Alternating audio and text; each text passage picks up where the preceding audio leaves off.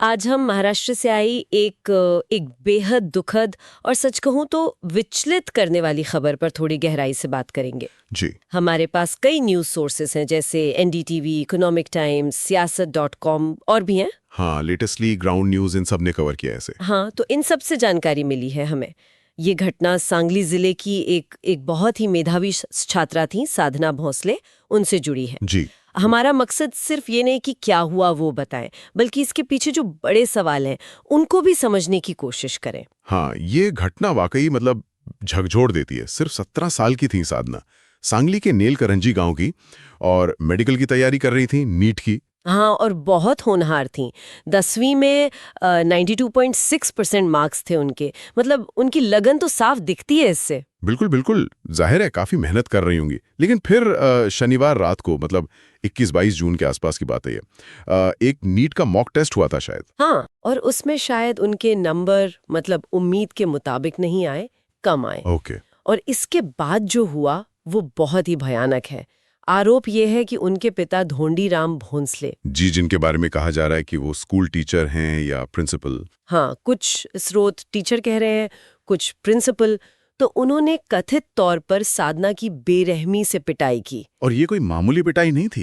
Reports में तो यहाँ तक लिखा है कि छड़ी या वो जो सिलबट्टा होता है पत्थर का, उसके लकड़ी के हत्थे से मारा गया, ओह, जिससे साधना को बहुत गंभीर चोटें आई, खासकर सिर पर। ये सोचना भी मुश्किल है कि एक टेस्ट में कम नंबर आने पर ऐसी प्रतिक्रिया। और इससे भी ज्यादा परेशान करने वाली बात यह है कि इतनी गंभीर चोट लगी थी उन्हें, लेकिन उन्हें फौरन कोई मेडिकल हेल्प नहीं मिली। हाँ, ये बात समझ से परे है। सुनने में आया है कि पिता अगली सुबह मतलब रविवार को योग दिवस का कोई कार्यक्रम था, उसमें चले गए। हाँ, कार्यक्रम में शामिल हुए और उसके बाद वो साधना को सांगली के उषाकाल अस्पताल ले गए। जी, लेकिन तब तक शायद बहुत देर हो चुकी थी। अस्पताल में डॉक्टरों ने उन्हें मृत घोषित कर दिया। पोस्टमार्टम रिपोर्ट में भी आया है कि मौत का कारण मल्टीपल ब्लंट फोर्स ट्रॉमा है। मतलब कई जगह जोरदार चोट लगने से अंदरूनी नुकसान हुआ। जी हाँ, संभवतः किसी भारी चीज से। फिर साधना की मां ने 22 जून को एफआईआर दर्ज कराई। हाँ, उसी के आधार पर पिता धोंडीराम भोंसले गिरफ्तार हुए हैं। और खबरों के मुताबिक उन्होंने अपना जुर्म मान भी लिया है। उन पर हत्या का चार्ज लगा है। पुलिस तो खैर अभी जांच कर ही रही है पूरी। जी, और जैसा आपने शुरू में कहा, कई बड़े मीडिया हाउसेज ने इसे रिपोर्ट किया है, जो दिखाता है कि ये कितनी गंभीर घटना है। हाँ, बिल्कुल। और ये महत्वपूर्ण इसलिए भी है क्योंकि ये कोई अकेली घटना की तरह नहीं देखी जानी चाहिए। ये भारत में जो ये कॉम्पिटिटिव एग्जाम्स हैं, खासकर नीट, उससे जुड़ा जो भयानक प्रेशर है। हाँ, एकेडमिक दबाव जिसे कहते हैं। हाँ, और माँ बाप की उम्मीदें जो कभी कभी बोझ बन जाती हैं, उसको साफ तौर पर उजागर करती है ये घटना। सही कहा।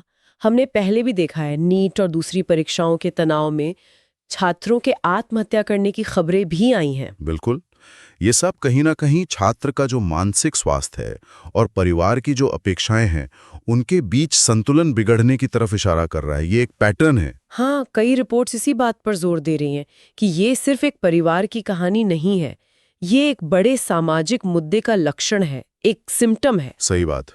महत्वाकांक्षा, सफलता का दबाव कई बार इतना ज्यादा हो जाता है कि थोड़ी सी असफलता भी बर्दाश्त नहीं हो पाती। बिल्कुल, जैसे एकेडमिक प्रदर्शन ही सब कुछ हो, जीवन मरण का सवाल बन गया हो। वही तो। और ये हमें सोचने पे मजबूर करता है कि हमारी शिक्षा व्यवस्था, हमारी सामाजिक उम्मीदें कहीं बच्चों पर असहनीय बोझ तो नहीं डाल रही। तो अगर हम संक्षेप में देखें तो एक बहुत ही टैलेंटेड लड़की की दुखद मौत हुई, कारण बना एक परीक्षा में कम अंक और उसके बाद पिता की कथित हिंसक प्रतिक्रिया। जी। लेकिन इसके पीछे जो है वो है प्रतियोगी परीक्षाओं का भारी दबाव और उम्मीदों का बोझ। बिल्कुल, और यही हमें उस जरूरी सवाल पर लाता है कि ये जो गलाकाट कंपटीशन है, इतनी ऊंची उम्मीदें हैं, इस माहौल में हम छात्रों की मेंटल हेल्थ, उनकी भलाई, हाँ, और उन पर पड़ने वाले दबाव के बीच एक सही संतुलन, एक हेल्दी बैलेंस कैसे बना सकते हैं? ये वाकई एक बड़ा सवाल है। हाँ, ये एक ऐसा सवाल है जिस पर समाज के हर वर्ग को, हम सबको